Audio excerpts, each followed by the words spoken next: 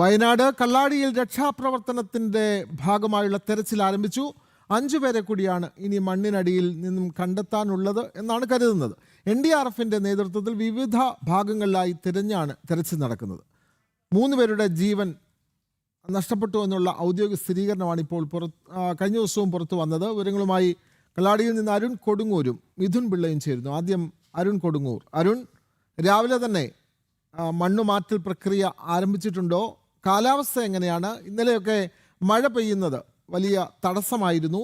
ഇന്ന് എങ്ങനെയാണ് തെരച്ചിൽ പ്രവർത്തനങ്ങൾ? രാവിലെ ഏത് ഘട്ടത്തിലാണ്? വിവിധ മേഖലകൾ തിരിച്ചാണോ മണ്ണുമാറ്റൽ പ്രക്രിയ തുടരുന്നത്? അരുൺ കൊടുങ്ങൂർ.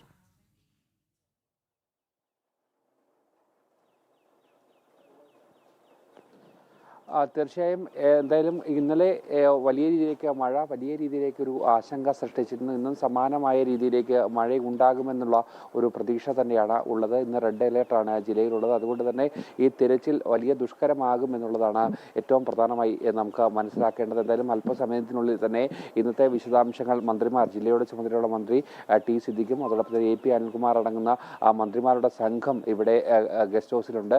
അവർ ഇന്നത്തെ തെരച്ചിലിന്റെ കാര്യങ്ങൾ വിശദമാക്കുകയും ചെയ്യും. എന്തായാലും ഏറ്റവും ആശങ്കയുള്ളത് ഇനിയും 5 പേരെ കണ്ടെത്താനുണ്ട് എന്നുള്ളതാണ് ഏറ്റവും പ്രധാനപ്പെട്ട വിവരം. അതുകൊണ്ട് തന്നെ ഇന്നും 4 വിഭാഗങ്ങളായി ചേർന്നുകൊണ്ടുള്ള ഒരു തിരച്ചിലാണ് നടത്തിക്കൊണ്ടിരിക്കുന്നത്. ആ തിരച്ചിൽ ഇന്നലെ മഴ വലിയൊരു പ്രതിസന്ധി ഉണ്ടായിരുന്നു. രാത്രി വൈകിയും ആ തിരച്ചിൽ തുടരേണ്ട ഒരു സാഹചര്യം ഉണ്ടായിരുന്നു.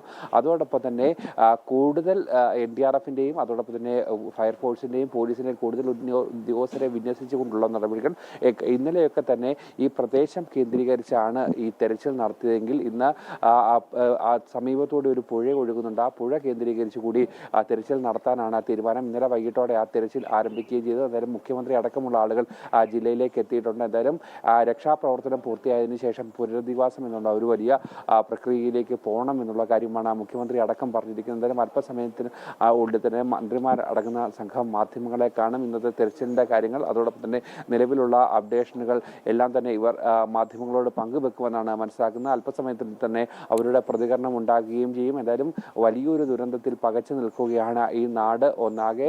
ഭാഗ്യത്തിലാണ്, തടനാരിഴയ്ക്കാണ് പല ആളുകളും ഇവിടെ നിന്നും രക്ഷപ്പെട്ടത്. അതോടൊപ്പം തന്നെ ഈ പ്രദേശത്ത് ഒന്നാകെ ഒറ്റപ്പെട്ട് കിടക്കുകയാണ്. ഈ പാലം ഒന്നാകെ പൂർണ്ണമായും തകർന്നൊരവസ്ഥയിലേക്കായിരുന്നു ആദ്യഘട്ടത്തിൽ ഉണ്ടായിരുന്നത്. മണ്ണ് മാറ്റിയതിനു ശേഷം മാത്രമാണ് ആ പ്രദേശത്തേക്കുള്ള യാത്രയടക്കം കൃത്യമായി തന്നെ പോകാൻ കഴിഞ്ഞിരുന്നത്. അങ്ങനെ വലിയ രീതിയിലുള്ള ഒരു പ്രതിസന്ധി ഈ മേഖലകളിൽ ഇപ്പോഴും നടക്കുന്നു. എന്തായാലും രക്ഷാപ്രവർത്തനം ഒരു വശത്ത് നടക്കുന്നു. ഇനി പുനരധിവാസം എന്നുള്ളത് വലിയ ചോദ്യമായി തന്നെ അവശേഷിക്കുകയാണ് വിനോദ്. അതെ, തീർച്ചയായും അങ്ങനെ തന്നെയാണ്. ഇന്നും തെരച്ചിൽ ഊർജിതമായി മുന്നോട്ട് പോകുന്നു. പക്ഷേ ഈ പറഞ്ഞ കാലാവസ്ഥ പ്രതിരോധമാകുന്നത് വലിയ പാറയും ചെളിയും ഒക്കെ നിറഞ്ഞ ആകെ ദുർഘടമായ ഒരു അവസ്ഥയാണ്. എനിക്ക് തോന്നുന്നു അവിടെ മിഥുൻ പിള്ള സംഭവ സ്ഥലത്തുണ്ട്. അവിടെ മിഥുൻ പിള്ള, എന്താണ് രാവിലെ ഈ തെരച്ചിൽ പ്രവർത്തനങ്ങൾ, മണ്ണുമാറ്റൽ പ്രക്രിയകൾ ആരംഭിച്ചിട്ടുണ്ടോ? വിവിധ മേഖലകൾ തിരിച്ചാണോ ഇപ്പോൾ മണ്ണ് മാറ്റൽ നടക്കുന്നത്? മണ്ണിനടിയിൽ ഇനിയും ആളുകൾ കുടുങ്ങിക്കിടപ്പുണ്ട് എന്നുള്ള ഒരു ധാരണയോടുകൂടി തന്നെയല്ലേ പ്രവർത്തനങ്ങൾ മുന്നോട്ട് പോകുന്നത്? മിഥുൻ പിള്ള.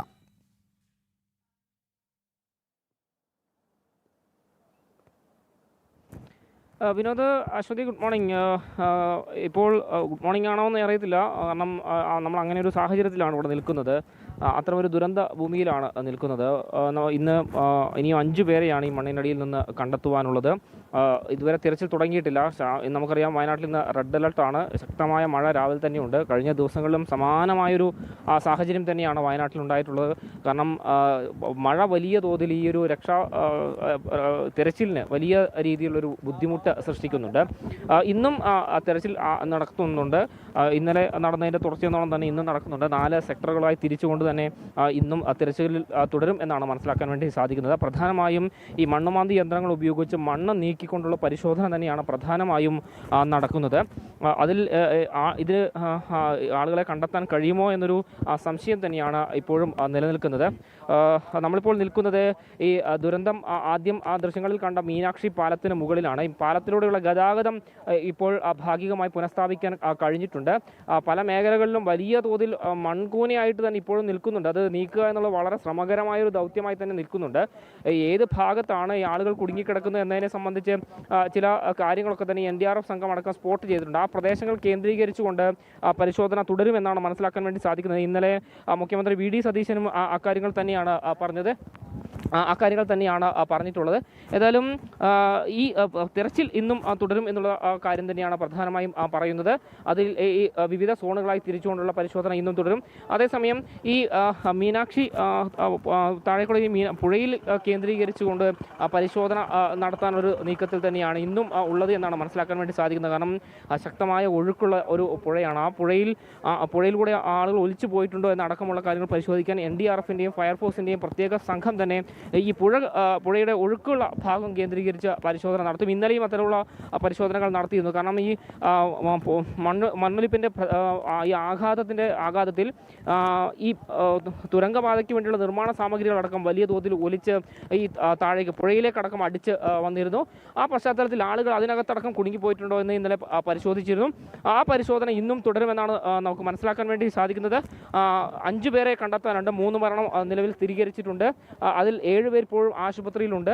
2 പേരുടെ ആരോഗ്യനില ഇപ്പോഴും ഗുരുതരമായി തുടരുന്നു എന്നുള്ളത് തന്നെയാണ് ആശുപത്രിയിൽ നിന്ന് നമുക്ക് ലഭിക്കുന്ന വിവരം. അതേസമയം ഇന്നിപ്പോൾ പ്രതിപക്ഷ നേതാവ് പിണറായി വിജയനും അതുപോലെ തന്നെ CPMന്റെ സംസ്ഥാന സെക്രട്ടറി MV ഗോവിന്ദൻ അടക്കമുള്ള ആളുകൾ ഇവിടേക്ക് സന്ദർശനം നടത്തും എന്ന് പറയുന്നു. ഏതാണ്ട് 9:15 അവരോട് എത്തി. അതിനുശേഷം CPMന്റെ ജില്ലാ കമ്മിറ്റി ഓഫീസിൽ വെച്ച് മാധ്യമങ്ങളെ കാണുമെന്നൊരു വിവരം കൂടി ഏറ്റവും ഒടുവിലായി നൽകാനുണ്ട്. വിനോദ്.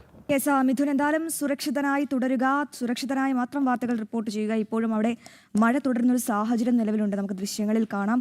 ആകെ ചെളിയൊക്കെ കൊണ്ട് തന്നെ കുഴഞ്ഞു മറിഞ്ഞൊരു അവസ്ഥയാണ്. രക്ഷാപ്രവർത്തനത്തിന് വെല്ലുവിളിയാകുന്നത് ഈ പ്രതിരോധ കാലാവസ്ഥയും പ്രതികൂല കാലാവസ്ഥയും ഒപ്പം ഈ ചെളിയും പാറക്കല്ലും വലിയ പാറക്കല്ലുകളൊക്കെ അടിഞ്ഞു വല്ലാത്തൊരവസ്ഥയിലാണ്. അങ്ങനെ തന്നെയാണ്. വടക്കൻ കേരളത്തിൽ ശക്തമായ മഴ തുടരുന്ന സാഹചര്യമുണ്ട്. കാലാവസ്ഥയുടെ മുന്നറിയിപ്പും അങ്ങനെയാണ്.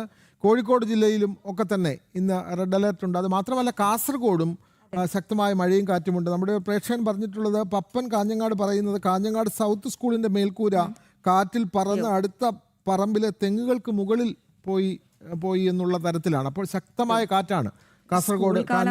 അതെ, കാഞ്ഞങ്ങാട് പ്രത്യേകിച്ചും പ്രവൃത്തി ദിനമാണ്, സ്കൂളുകളൊക്കെ പ്രവർത്തിക്കുന്ന ദിവസമാണ്. അപ്പോഴാണ് സ്കൂളിന്റെ മേൽക്കൂര ഇത്തരത്തിൽ പറന്ന് തൊട്ടടുത്ത തെങ്ങുകൾക്ക് മുകളിൽ വരെ പോയിരിക്കുന്ന ഒരു സാഹചര്യം. അങ്ങനെ കാലാവസ്ഥയുടെ വളരെ പ്രതികൂലമായ സാഹചര്യമുണ്ട്. ഈ സാഹചര്യത്തിലാണ് വയനാട് കള്ളാടിയിൽ ഈ മണ്ണുമാറ്റൽ പ്രക്രിയകൾ പുരോഗമിക്കുന്നത്. അവിടെ ഇനിയും മണ്ണിന് അടിയിൽ മനുഷ്യജീവനുകൾ ഉണ്ട് എന്നുള്ള ഒരു പ്രതീക്ഷയിൽ തന്നെയാണ് ഇത്തരത്തിലുള്ള പ്രവർത്തനങ്ങൾ മുന്നോട്ട് പോകുന്നത്. അവിടെ നിന്നും വാർത്തകൾ റിപ്പോർട്ട് ചെയ്യുകയായിരുന്നു മിഥുൻ പിള്ള. നമുക്ക് ഇടവേളയ്ക്ക് ശേഷം വളരെ പെട്ടെന്ന് മടങ്ങി വരാം.